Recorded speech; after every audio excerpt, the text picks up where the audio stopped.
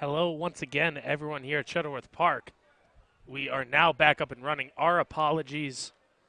We certainly want to keep the broadcast going this entire time, as that one is off the play here to Matt Padre. It is currently Mohawks 7, Outlaws 5 here in the bottom of the 7th, as that one is fouled off by Matt Padre. And Joe Genord is on first base. There is one out here in the bottom of the 7th as the Mohawks continue to hold a 2-run lead. Blake Espinal out of Seton Hall has thrown 3 scoreless innings of relief for the Mohawks. He's currently in line for the win if the score holds. On the mound, still for the Outlaws, is Rabbi Hampton out of Texas Tyler University, as that one sits high to Matt Padre, and it's 2-1 now to the catcher out of Manhattan. Matt so far today is 0 for 2. He walked and came around to score in the second. And I believe, let me just do one more run through here. He is the only batter in the starting lineup for the Mohawks that does not have a hit, as that one sits outside and low, and it is 3-1 now.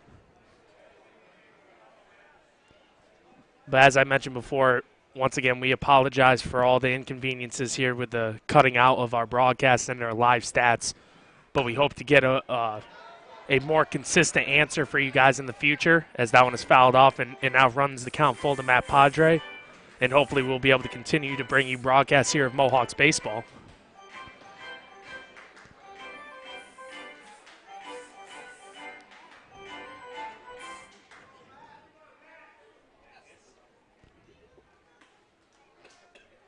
And here the 3-2 to Padre is fouled off once again. As luckily, since we last were taken off stream, I don't think the score has changed since, so that's at least good. We haven't missed anything big. But, of course, now we have 3 straight scoreless innings of relief by Blake Espinal.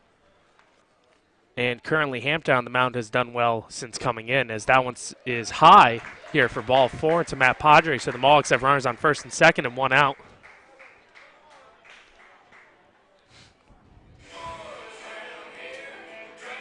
And that will bring up Cole Barr out of Indiana.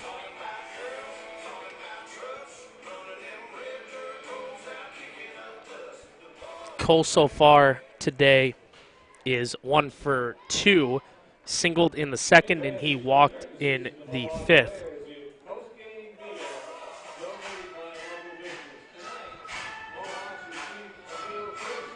As now we have a meeting at the mound between the head coach of Oneonta with Hampton and the catcher Orndorff.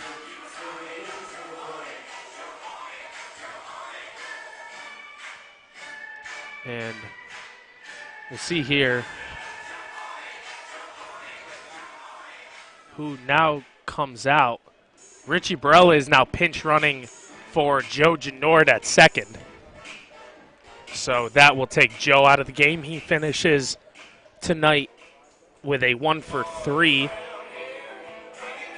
That includes an RBI single in the second and a walk in this inning, as Cole Barr will once again be the batter out of the University of Indiana. Cole made an error early on that allowed 2 runs to score on the throw over to first that Joe Genord could not pick out. So 2 of the runs that have scored are a part on him. So, of course, I'm sure that's been in the back of his mind, and he'd love to get the Mohawks some insurance here, as now we will have a pitching change, as they were just trying to give the gentleman warming up in the bullpen with a few more throws. It'll be another lefty. Get you a number. I think it's number 10.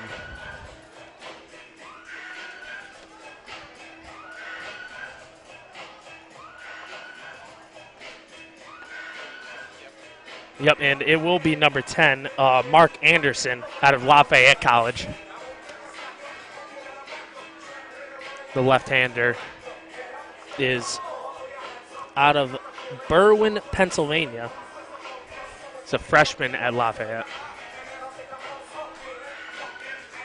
The final line here for Rabbi Hampton, who came in after the starter Yankowski was pulled after it was 2 innings, two full innings. So now the final line for Ravi Hampton is 4.1 innings pitched. He gave up no runs on 2 hits. He walked 3 and he struck out 3. So a good day of relief for Hampton, except that he's still on hook for the runners on first and second.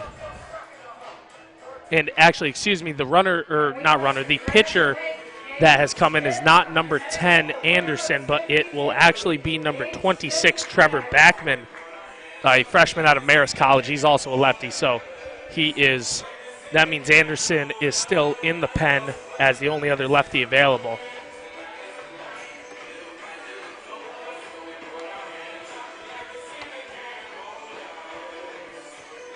So number 26, Backman, will get the last of his throws in.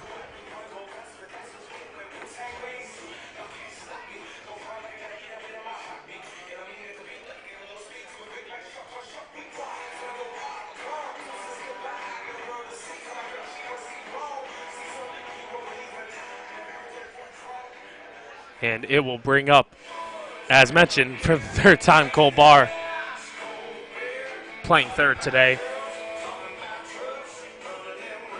So far, he is 1 for 2 with a walk. He scored, and he also has a stolen base on the day as well.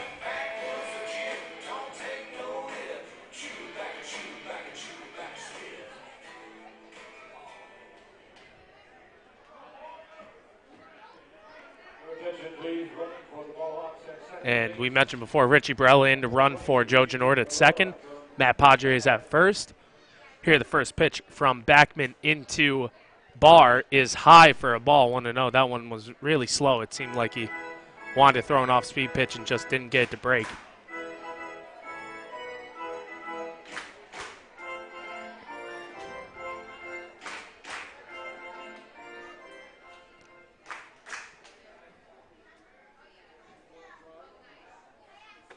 As that pitch misses for a ball, it's 2-0.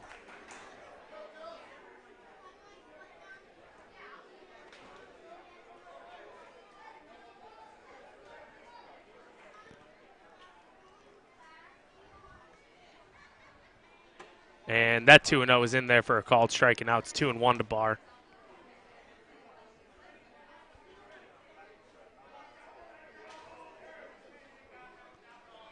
As Barr waits, another lefty being brought in here, even though Cole Barr, the righty at the plate. And that curveball is low, so now it's 3-1.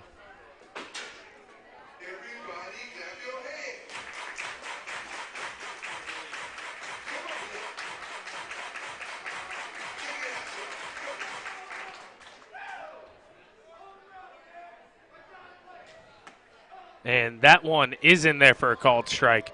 Skolbar wanted to flip his bat, but that'll run the count full, as is officially nightfall here at Shuttleworth. And luckily a little bit cooler, but it is still certainly warm.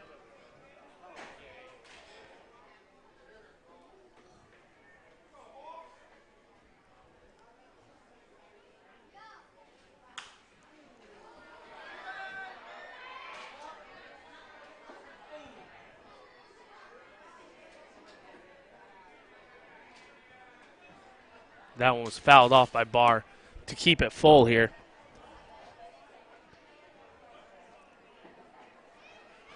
Only one out here in the inning, so if Barr were to keep it going, it would be Shane Muntz coming up, the designated hitter.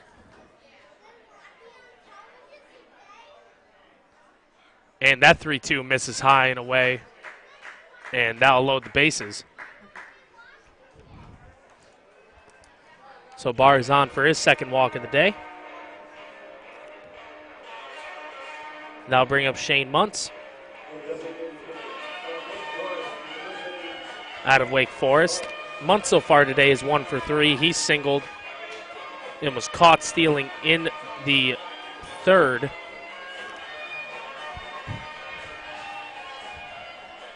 As all the Mohawks in the starting lineup will at least get 4 at-bats. here as they batted around in the second, sending 10 to the plate. First pitch into Muntz is low for a ball, 1-0.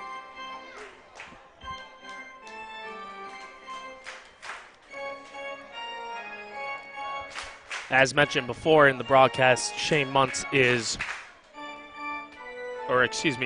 get the win last night on the mound. He threw 2.2 innings, giving up only 1 run. So that one is skipped in. Nice snag by Derek Orndorff to keep that from getting past him. And it's 2-0. And now we'll have a talk between Orndorff and the pitcher Backman. He's had some issues finding the zone so far, of course, with this first batter walking him, and now going 2-0 to Muntz.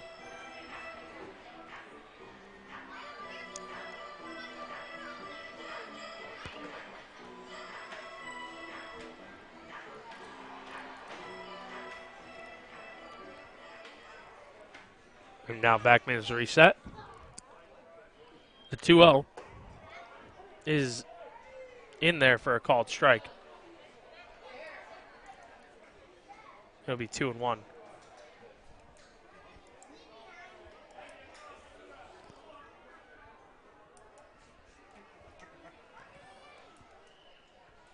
And now the 2-1 for Backman with the bases loaded. That curveball is fouled. I guess they say it was off of, I think, Muntz's foot maybe. And that'll bring the count to 2-2.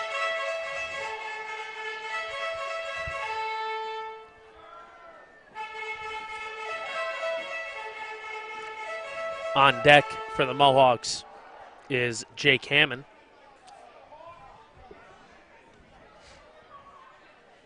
And now we have the 2-2. Curveball on the outside corner for a called strike 3. And that'll be the second out of the inning.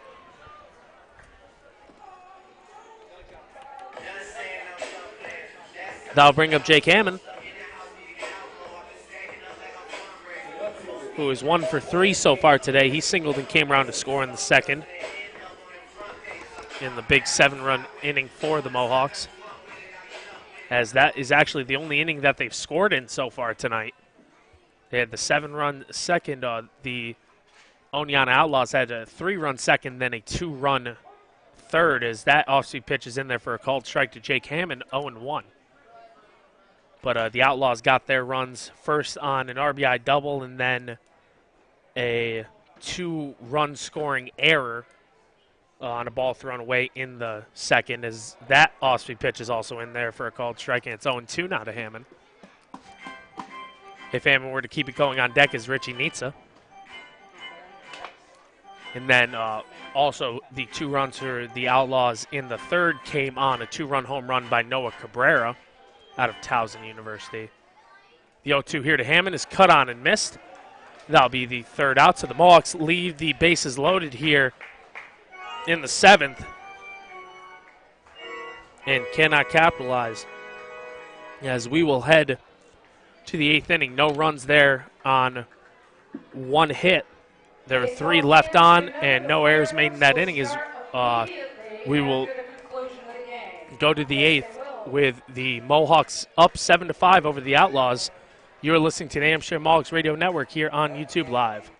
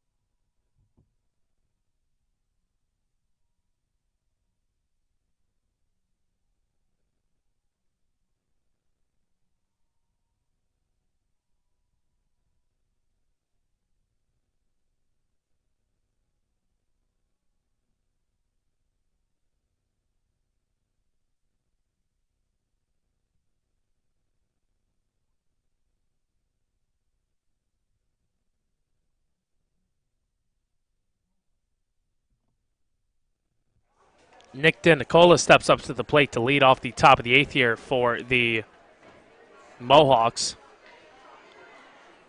On the pitch, or excuse me, for the Outlaws, as now we have a pitching mound visit between Matt Padre and the new pitcher, number 13, Ryan McClinsky, out of Seton Hall.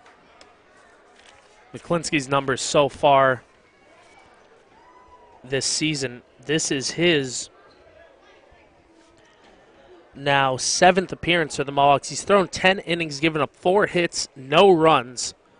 He's walked 5 and he struck out 13. He's 1-0 with a 0.00 ERA and 3 saves. That was in there for a called strike 0-1 now to DeNicola.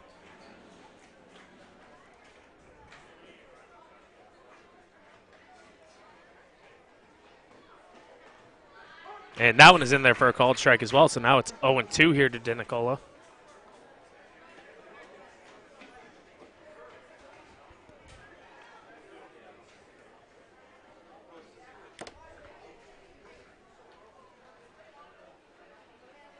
As that one misses high. And it's 1-2 now. Due up this inning for the Stallions is DeNicola, Cabrera, and Thomason, as they are down 2 runs, working with 6 outs. As that one misses outside, evens count 2-2.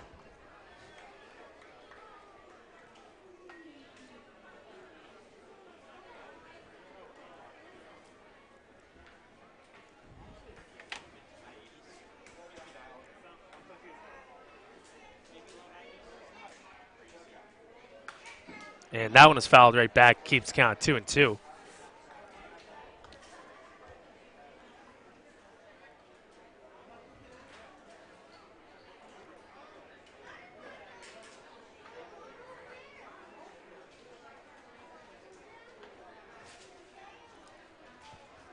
DeNicola so far today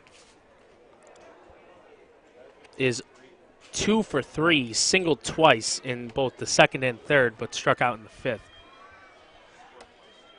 And he scored twice as well, as that one is grounded to Elvis Peralta at short, thrown on to first, where Richie Barella is now playing as he came in to pinch run for Joe Genord in the top half of the, or in last inning. And that'll be the first out.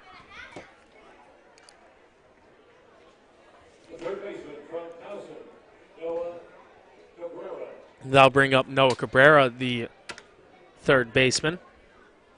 Cabrera so far today is 2 for 3. He singled and was thrown out at home in the 2nd, and then he hit a 2-run homer in the 3rd, and they grounded out in the 5th as well. As that curveball is in there for a called strike 0-1. McClinsky still has not given up a run for Amsterdam yet this season. And of course, that's certainly impressive for a Big East pitcher coming into the PGCBL and doing just that, as that curveball misses inside and evens count 1-1.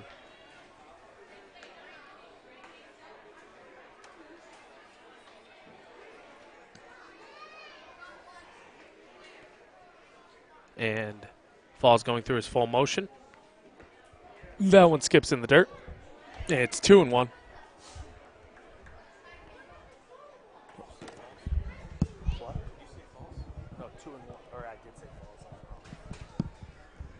Excuse me, I said Falls there. I'm usually expecting Ryan Falls in this spot, but it's Ryan McClinsky, as that one is fouled back, and it's now 2-2. But with McClinsky on the mound and 1 out here in the top of the 8th.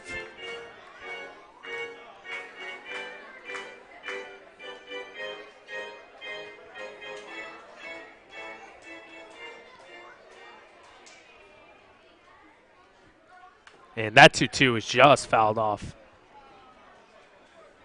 by the batter Cabrera, and we'll do it again.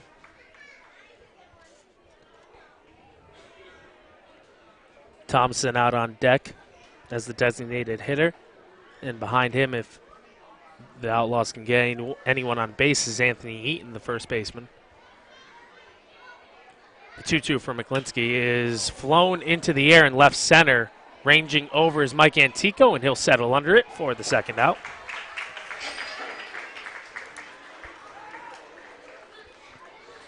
That'll bring up Thomason, out of Eastern Kentucky. Dan Zalotnik will be performing for your musical pleasure. Dan is a former Mohawk.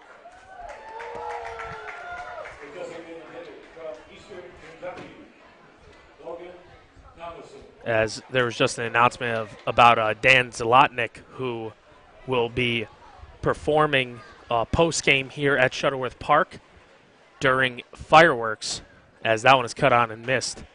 Or after fireworks, excuse me, as Thomason is down 0-1 here to McLinsky. But Dan Zlotnick is a former Amsterdam Mohawk, for anyone who recognizes his name. He was on the 2010 and 2012 squads. That one is just outside Evans County 1-1. But that is significant because that means he also has 2 rings with the Mohawks. He won 2 championships here in the PGCBL, including the inaugural season. So welcome back to Dan. Can't wait to see him perform post-game, as that one is fouled out of play.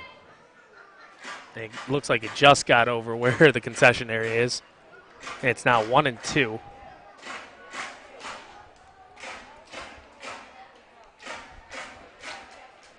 And for anyone who didn't hear beforehand, LeBron James has gone to the Lakers. SOS, SOS. That one misses high, and it evens kind of 2-2 here on Thomason. If he can keep it going, Anthony Eaton is on deck. But that is a bad omen for any other teams in the West not named the Rockets or the Warriors. As it should make for some really entertaining basketball, at least in those Western Conference matchups. As that one's fouled back and out of play. Keeps that 2-2.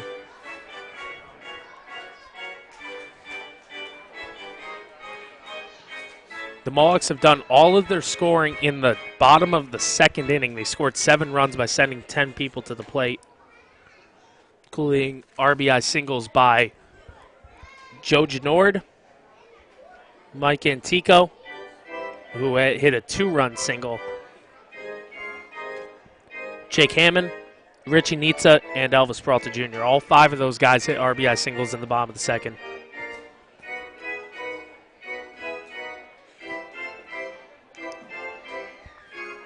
As the Mohawks have not used, they had a,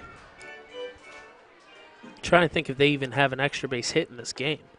So I'm looking around, and I don't believe they do, as that one is cut on and missed by Thomason. And McLinsky is through the top of the 8th, 1-2-3, as we will head to the bottom half of the 8th inning. The Amsterdam Mohawks leading 7-5. You are listening to the Amsterdam Mohawks Radio Network here on YouTube Live.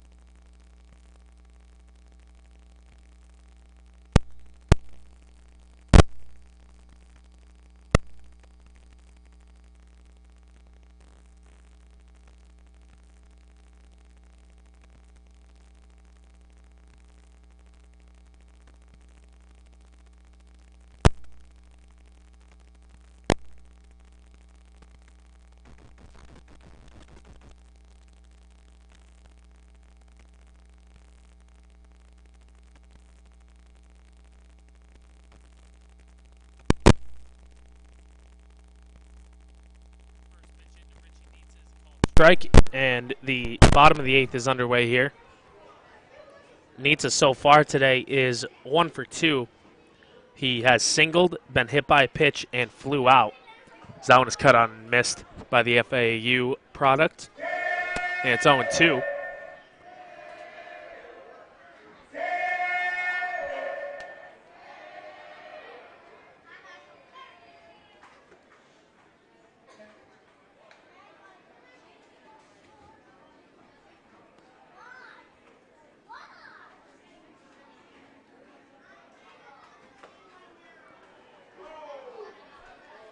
That one is a called strike 3, so Richie Nitsa is down for the first out.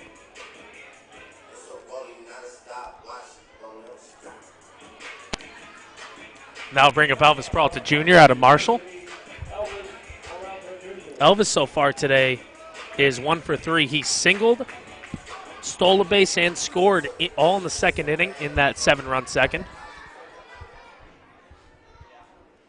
As now he faces off against Backman, who's still in there. Trevor Backman, that is, for the Outlaws. That one misses low. It's 1-0. He came in the bottom of the 7th and got the final 2 outs. As that one will be slapped to second base, fielded by the second baseman there, Cassius Young, as everyone was kind of hoping he would bobble as he bobbles the throw around, but they got the second out of Elvis Peralta Jr. So that'll bring up the leadoff hitter, Mike Antico. Mike so far today is 1 for 4. His last at-bat in the 6th, he tried to bunt his way on, and it was a bang-bang play at first, but they called him out. So his only single came in the 2nd, which was a 2 RBI single. And the first pitch into Mike is a strike, 0-1. For the Outlaws in the 9th, it will be Anthony Eaton, Kyle Rudisilli, and Kenny Hayden coming to bat as that one misses low and away. Evens count at 1-1. As the Outlaws will have to score at least 2 runs to stay alive. I would expect, if I could fancy a guess with no one pitching in the Mohawks bullpen right now, as that one hops in, it's 2-1, that it is Ryan McLinsky's game to save. As currently Blake Espinal, who came in and threw 3 perfect innings, as that curveball misses away. It's now 3-1 to Mike Antico. But Espinal out of Seton Hall comes in to pitch those 3 perfect innings, strikes out 4 in that time, and is now in line for the win. As that one is kind of missed by Antico and is now a full count at 3-2.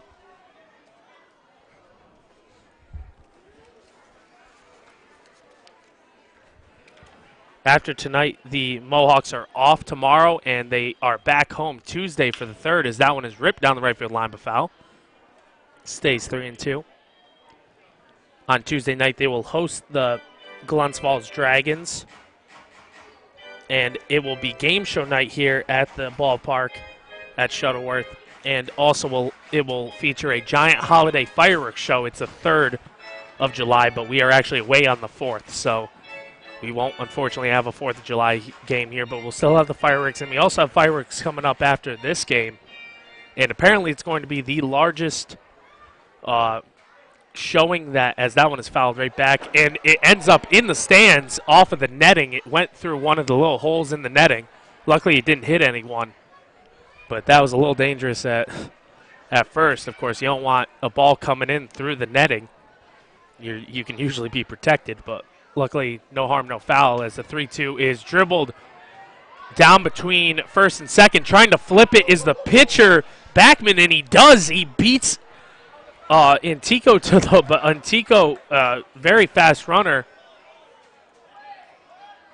gets, and it looks like they got the out, but now the first base umpire is trying to call maybe interference on the first baseman.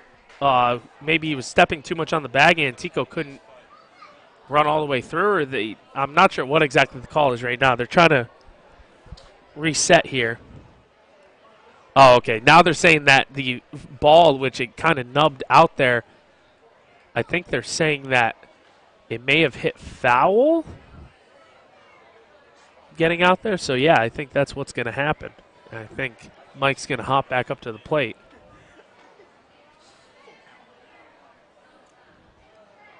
Still with a full count.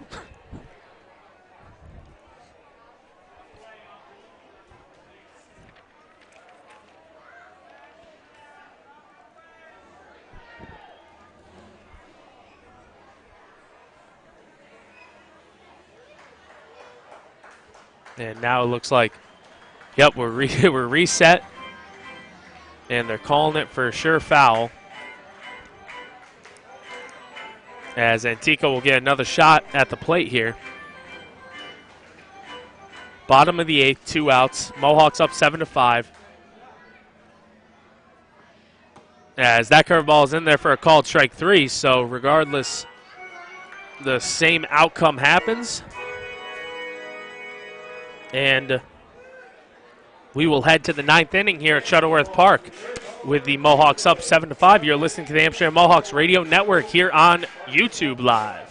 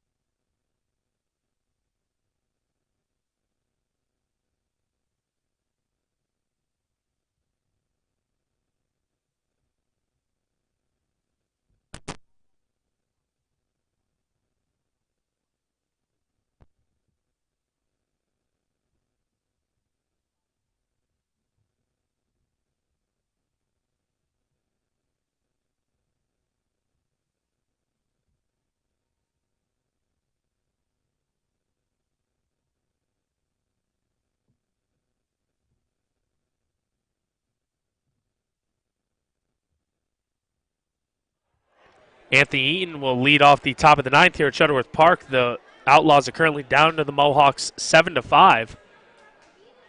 McClinsky back out there for the Mohawks to try and finish it off as that one misses low and away. And it is 1-0.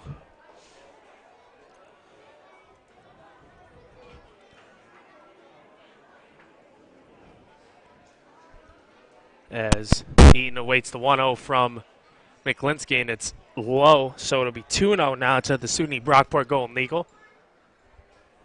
Eaton so far today is, I believe, 2 for 3. Or actually, excuse me, 1 for 2 of the walk as he skies that one deep into left, but ranging under is Jake Hammond, and he will snag that for the first out.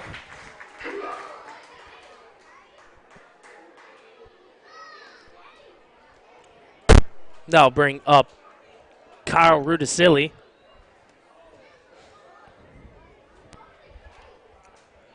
Rudisilli so far today is 2 for 3. He has singled and doubled. And in the second, he actually doubled and came around to score on an error. The Washington Lee University product. Takes the first pitch for a ball outside, 1-0. If McClinsky were to hold on and save this game, it would be his 4th save of the year, which he already leads the team. As that one is in there for a strike, and it'll be 1-1 now.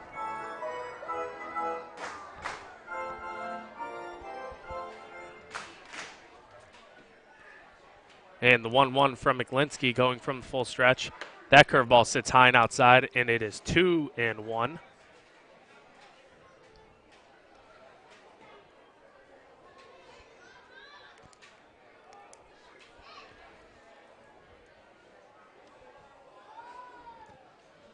And now the 2-1. cut on and missed. Evens count 2-2. Now a quick conference at the mound between Matt Padre and Ryan McLinsky. Padre has called a nice game today. A couple of mistakes were made by Zane Stevens, who started and went 4 innings. And he gave up 5 runs, 3 of those runs earned.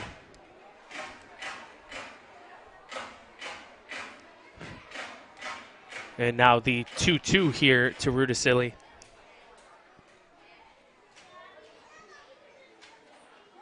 Is cut on and missed. Nice pitch there from McLinsky. And that is the second out. Now the last hope for the Outlaws will come in Kenny Hayden, the 9-hitter, who is currently 0 for 3. And he actually reached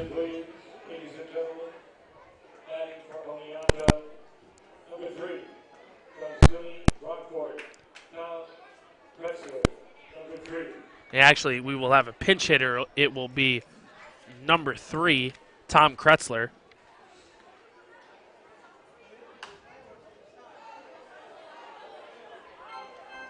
Who is out of SUNY. Brockport fouls that one back. It's 0-1.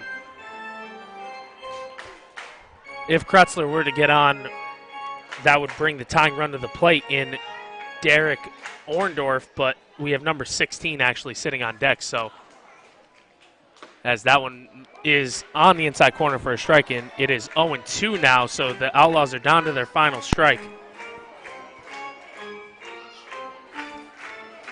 As the Mohawks now look for their 4th straight win. McLinsky is 1 strike away here from taking down the Outlaws.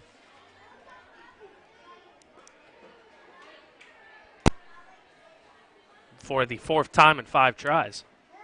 As that one misses just off the plate, and it's 1-2.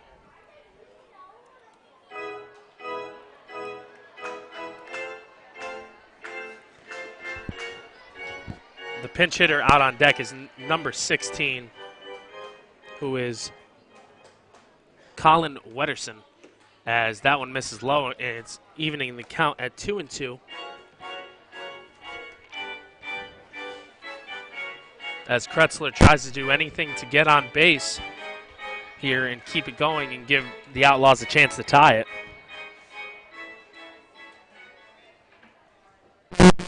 McLinsky deals with 2-2, and that one is popped up.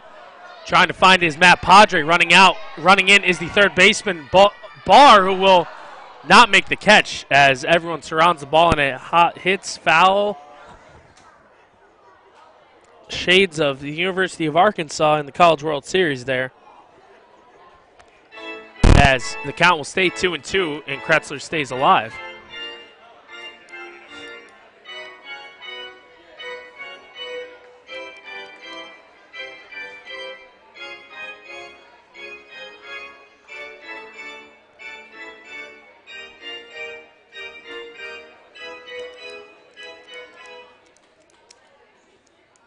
And now the 2-2 once again from McLinsky sits high, so now the count is full as Kretzler puts together a good at-bat here against the Seton Hall Pirate.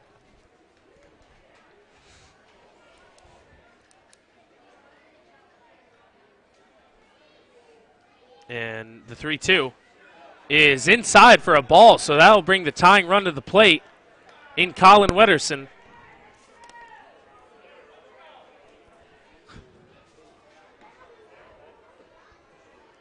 Who will be pinch hitting here for Derek Orndorff.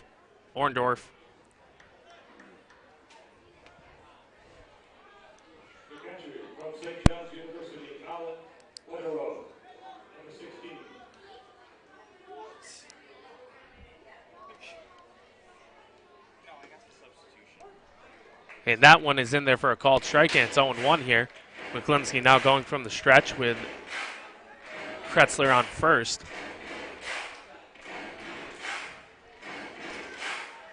Which is interesting to see as the Mohawks are up 2 runs and McLinsky steps off. He might switch to, he'll stay with the stretch.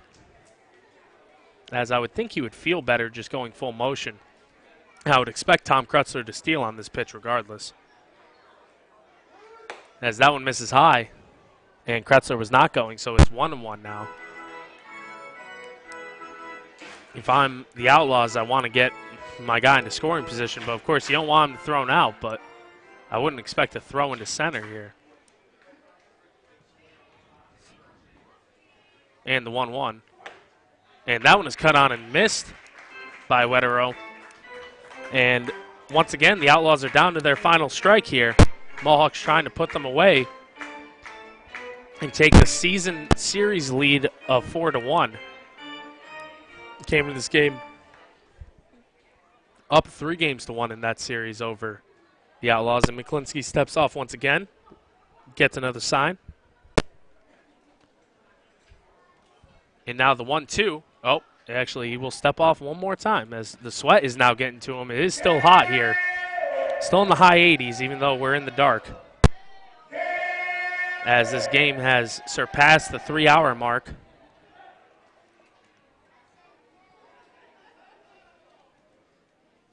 And the pitch, the throw down from Matt Padre. Elvis Peralta slides in front of Tom Kretzler to save that ball from going into center field. That was incredible. So for anyone who can see that at home, that was a very nice play by Elvis Peralta. And Kretzler will get the stolen base. Now runner on second, 2 outs. A 2-2 count here. And that one is check swung. They say he went, but he will. No, he will be thrown out by Matt Padre for the 3rd out. And the Mohawks win it here at Shuttleworth Park. Your final score here will be 7-5 in favor of Amsterdam. They now move to 13-9. They are 2 games up in the Eastern Division. As I'll try and get some standings here quick. The Mohawks are now 13-9. The Oneonta Outlaws fall to 10-10, so that gives them a 2-game lead on the Outlaws, as well as a 2-game lead over the Dutchmen, who are also 10-10. The Stallions, even if which they were leading the Dragons last time we checked, even if they win tonight, they go to 12-10, which is still a game behind the Mohawks. So the Mohawks will continue to have sole possession of first place after tonight. It was done on the back of a 7-run second inning where 5 different guys hit RBI singles, including a 2-run single by Mike Antico. Zane Stevens makes the start, gives up 5 runs, but Blake Espinal and Ryan Falls combined for 5 innings of scoreless relief, including 3 perfect innings from Blake Espinal, and the Mohawks collect their 4th straight win. As we thank you once again for tuning in here on YouTube Live. Your final score from Shuttleworth Park, the Amsterdam Mohawks 7, the Oneonta Outlaws 5. For everyone here at the Mohawks and for all the staff here at Shuttleworth Park, we bid you a pleasant good evening.